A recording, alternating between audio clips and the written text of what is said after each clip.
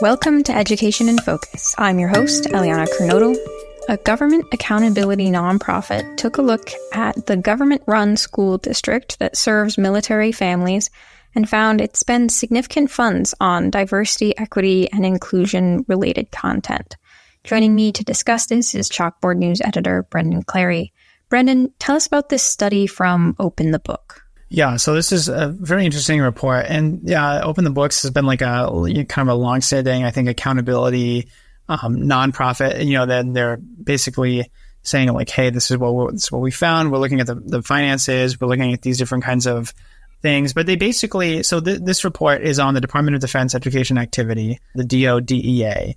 This is the school system for families who are abroad and part of the Department of Defense, right? So there's a number of and you kind of don't think about it until you start thinking about it, like that, you know, we have military families all over the world, and that the Department of Defense has to pay somebody to teach kids of military families, you know, in Europe or in different parts of the globe, right?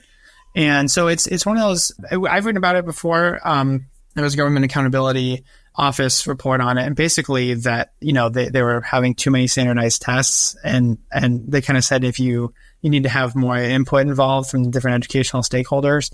But they previously, you know, there was a guy, I think, a write-up in the New York Times that they're one of the best districts in the country according to standardized tests, right? That they're very high performance from students at these DoDEA schools. So, you know, it is like a notable district and something that's worth looking into more. OpenTheBooks, essentially in this report, says that the Department of Defense Education Activity is teaching staff and students what it calls extreme radical pedagogical practices under the umbrella of diversity, equity, and inclusion. So basically using DEI as, you know, sort of a vehicle to have some of these like radical ideas coming in.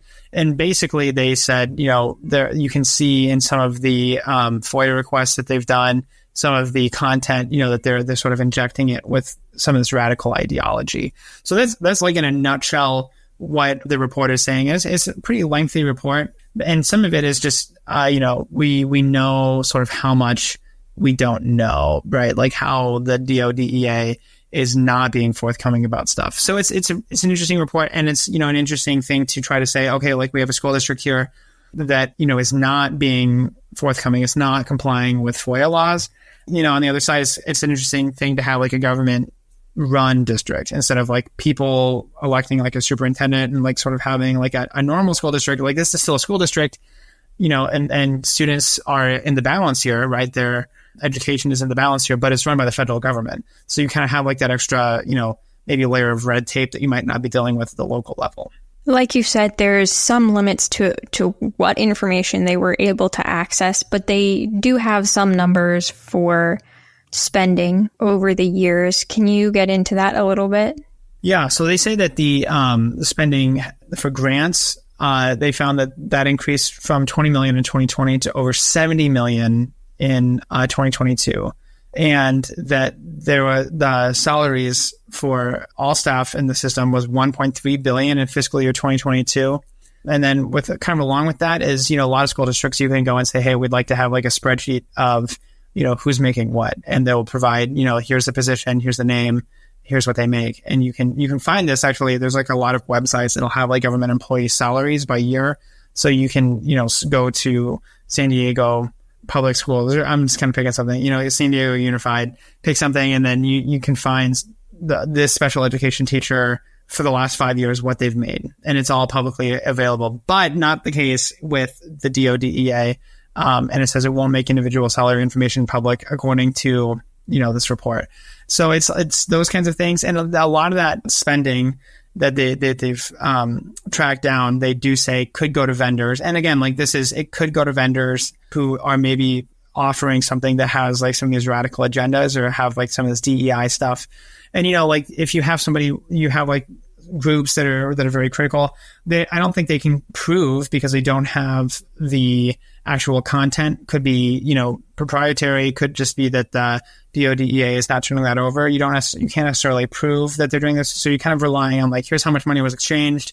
Here's what this organization has said before. And so you kind of have to fill in the blanks there and say, like, they might be, providing some kind of questionable content to staff or to students. So like, when you go through the report, you can kind of see that.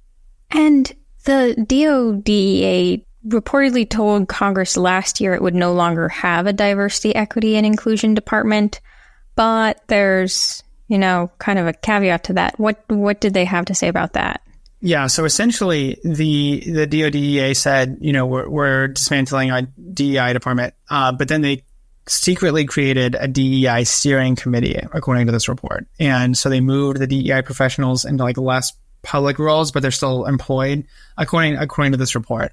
And basically they wouldn't answer any questions about this DEI steering committee and some of these other things. And specifically that kind of boiled down into like, we would like to have information about meetings of the DEI steering committee. And I think that the DoDEA like redacted all of the information about the meeting. So they wouldn't offer anybody specifically in this report. It contends that the DoDEA only released the chief operating officer and the chief academic officer, I believe, or a couple of those names. So you're not sure who's on the steering committee essentially and that's what the report is saying. And that, if you got these, FOIAs back, these Freedom of Information Act requests, that a lot of the stuff would be redacted. So basically they're saying that, we've asked for this information from the federal government for a school district and we're not getting that back. And there doesn't seem like there's a good reason. So they're taking a lot of issue with the federal government's approach in terms of transparency. And what specific changes, other than more transparency, what else does the report call for? Yeah, I think this is, maybe like it's kind of getting into its own ideological field here, but the OpenTheBooks, it calls for like a larger reform. I think besides just like, having more of this openness and transparency, they also call for school choice, essentially, that if military families want to pull their students out of the DoDEA, they should be able to get stipends for homeschooling or to send their kids to like local private schools, which, I think would look maybe similar to like an education savings account that you've seen some states pass. But that's a pretty, I think, kind of a radical thing. And you might be hard pressed to find some families who want to get rid of that. If like you have like an American teacher overseas and the test scores, kids are usually doing pretty well on that. And again, there could be some cause and effect there. Like if students have like school provided to them and their families are all on base, you might have like some cause and effect sort of thing there. But it's an interesting argument to say like, hey, we should be able to just get rid of this whole system if they're not being transparent and then be able to go somewhere else.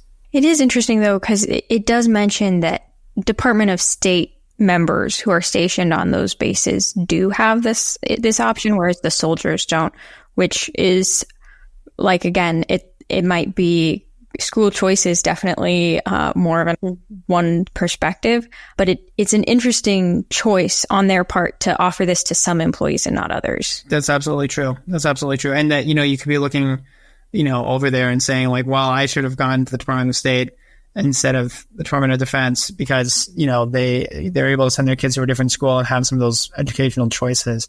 And I think that if you have a real problem ideologically to some of the diversity, equity, and inclusion materials and some of the social emotional learning materials, then you could say like, hey, I would like to have that choice. I'd like to be able to send my kids somewhere else. So it's a big issue for some people. And it's, if you get into some of the specifics there too, there's questions about that. And some states have tried to tamp down on some of the ideas and some of the DEI and stuff. So it's a very interesting subject. Well, Brendan, thank you for your insights on this story. Listeners can keep up with this story and more at chalkboardnews.com.